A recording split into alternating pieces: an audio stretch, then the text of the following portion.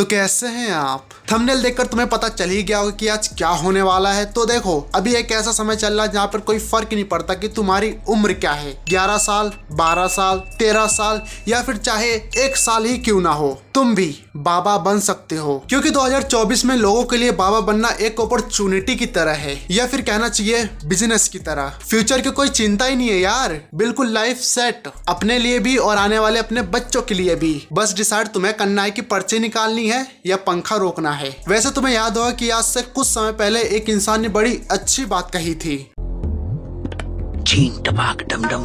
नहीं, ये नहीं। इमेजिन करके देखो, 26 साल का लड़का यहाँ पर एक बाबा बन गया। कहीं ऐसा ना हो कि आने वाले सालों में हमें देखने को मिले कि 15-16 साल के लड़के भी स्कूल से ड्रॉप आउट करके बाबा बनने की सोच रहे हो। लोगों ने इस बात को इतना ज्यादा सीरियसली ले लिया कि खुद की जगह अपने बच्चों के हाथों में किताबों की जगह माइक पकड़ा दिया। हम लोग गीता को तो मानते हैं, लेकिन गीता की नहीं मानते। तो चलो यार, आज की वीडियो हम शुरू करते हैं। इससे मिलो, ये है अभिनव अरोरा, एक 10 साल का बाबा बच्चा। इसकी एक खास बात है कि बाथरूम के अलावा कहीं पर भी जाता है पापाराजी अपने साथ में रखता है। क्यों? क्योंकि जनता को पता कैसे चलेगा कि ये बाबा है। और मुझे तो ऐसा लगता है कि पापाराजी भी इसी का कोई जान पहचान का है। देखो, जब इससे कोई आउट ऑफ सिलेबस क्वेश्चन पूछता है तो इसके सामने 3 ऑप्शन होते हैं जवाब देने के लिए। पहला, रट्टेबाजी। दूसरा, दिमाग में जो आए बस बोल दो। और तीसरा, कुछ मत बोलो, बिल्कुल साइलेंट।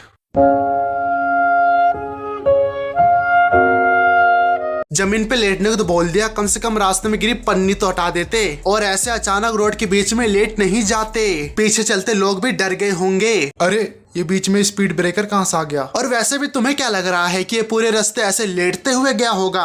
नहीं, देखो, मुझे इसके बारे में बिल्कुल नहीं पता कि ये पूरे रास्ते लेटते हुए गया होगा या भागते हुए गया होगा या फिर लंगड़ी खेलते हुए गया होगा, क्योंकि रील की साइज इसके लेटने जितनी ही थी। और मुझे एक बात बताओ कि जिन्होंने इसे रोड पे लेटने के लिए बोला था, ऐसे कल को व्यूज के चक्कर में इसे ये मत कह देना कि इस बार दोनों हाथों के बल चल के दिखा, पक्का 20 मिलियन से ऊपर ही आएंगे। लेकिन ये बेचारा क्या करेगा, है तो बच्चा ही ना। कैसा लगा मेरा मजाक? आंखों से एक आंसू तक नहीं निकल रहा, फिर भी रोने की कोशिश की जा रही है। अबे कम से कम पानी लगा लेता। नहीं, मेरा मतलब कि देखने में थोड़ा बहुत रियलिस्टिक लगता ना। अब देखो, कैमरे के मामले में ये बच्चा बहुत तेज है। अगर इसके सामने 100 लोग खड़े हैं और उनमें से एक के पास कैमरा है, तो इस बच्चे के लिए वो 99 लोग एक तरह से गायब हो जाएंगे। और फिर ये बच्चा कुछ ऐसा रिएक्शन देगा, चिंता मत करो, अभी 18 को तो होने दो, बिग बॉस की तरफ से स्वयं बुलावा आएगा। और वैसे भी तुम्हें तो पता ही है, फुटेज और फेम बिग बॉस वालों के लिए जिंदगी का दूसरा नाम है। अब देखो, बच्चा तो बच्चा ही रहेगा, तुम चाहे उससे कितना ही रट्टेबाजी करवा लो, लेकिन जहां आउट ऑफ सिलेबस से क्वेश्चन आया। जब आप किसी को देखते हो तो क्या आता है पहला, आपके दिमाग में क्या ख्याल आता है पहला?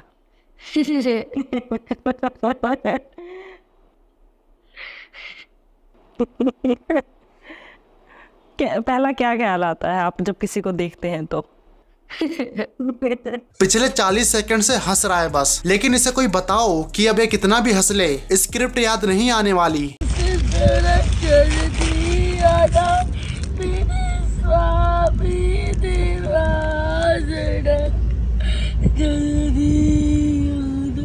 वो तो आने वाले टाइम पर आएंगे ही, लेकिन तू बता स्कूल कब जाएगा? और इतनी ओवर एक्टिंग करने की क्या जरूरत थी? इसको तो 50 रुपए नहीं बल्कि 500 रुपए काटने पड़ेंगे ओवर एक्टिंग के। और जब लगा कि नहीं, इतने से बात नहीं बनेगी, थोड़ी सी और कोशिश करनी पड़ेगी।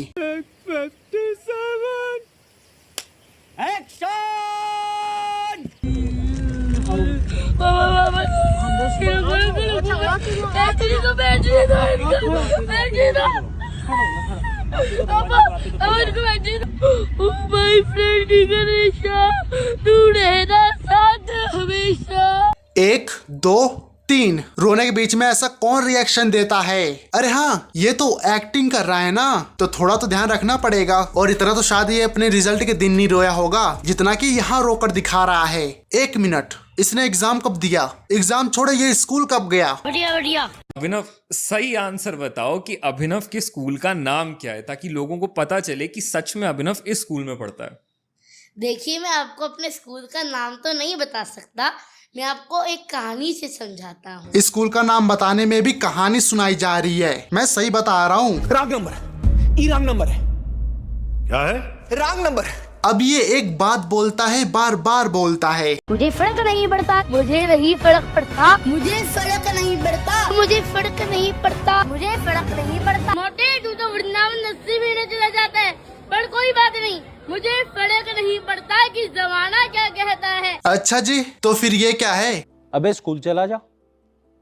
तो अभिनव वहां कहता है, अभिनव एक बार इन सब चीजों से गुस्सा हुआ और मंदिर वाले रूम में जाकर बैठ गया कि मुझे किसी से बात नहीं करनी, मुझे सिर्फ कान्हा से बात करनी है। फर्क तो पूरा पड़ता है, लेकिन जितने लोग उतनी बातें। बढ़िया बढ़िया। अब इन्हें कोई बताओ कि हर जगह रील नहीं बनाई जा सकती, लेकिन फेम तो चाहिए ही चाहिए, वो चाहे कहीं से भी मिले। और फिर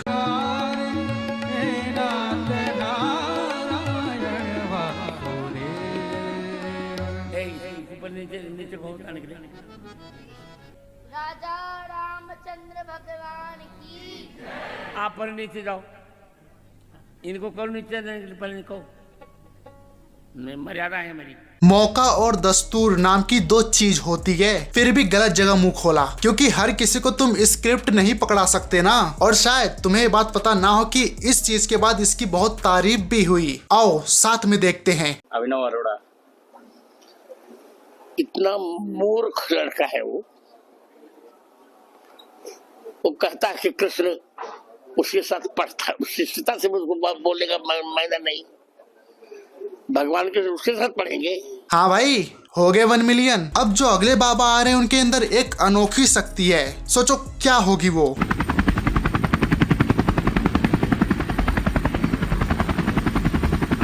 देखो, इनका काम है पंखे को रोककर उस पर जमी सालों पुरानी धूल से लोगों को आशीर्वाद देना। अब उससे कितना नुकसान होता है और कितना फायदा मुझे नहीं पता। और हाँ, अगर तुम कोशिश करना चाहते हो तो कर सकते हो। देखो, थोड़ा बहुत डर तो बाबा जी के अंदर भी है, कहीं कोई बाबा जी की शक्तियां देखने के चक्कर में पंखे की स्पीड ना बढ़ा दे, नहीं तो लेने के देने पड़ जाएंगे। लेकिन इसके बावजूद बाबा जी के पास सालों का एक्सपीरियंस है, तो फिर रोकते रहो पंखे।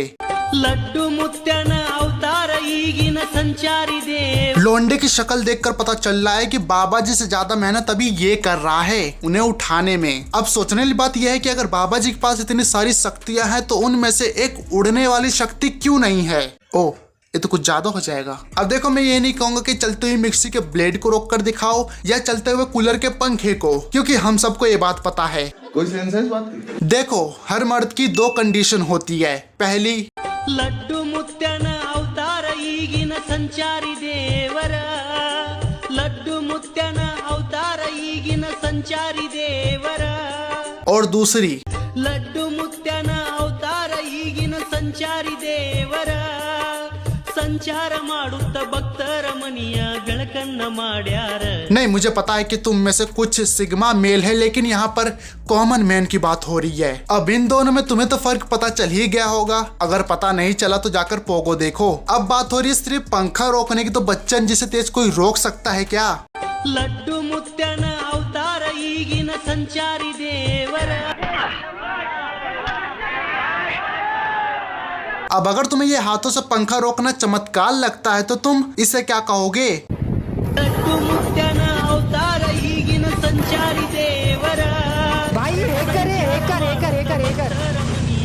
भाई, हेकर है। हाँ भाई, अब इससे भी ले लो आशीर्वाद। तो यार बस आज की वीडियो में यही खत्म करता हूँ, ठीक है? अब अगर तुम्हें वीडियो पसंद आए तो वीडियो को लाइक करो, अपने दोस्तों के पास शेयर करो, और चैनल पर नए हो तो यार क्या कर रहे हो? और मुझे इंस्टाग्राम पर मैसेज करके नई वीडियो सजेस्ट कर सकते हो जिस पर मैं वीडियोस बना सकूं। और मुझे एक्स पे फॉलो करो और हमारे फेसबुक पेज को भी जाके फॉलो कर लो। तो मिलते हैं जल्द एक और नई वीडियो में, तब तक के लिए बाय।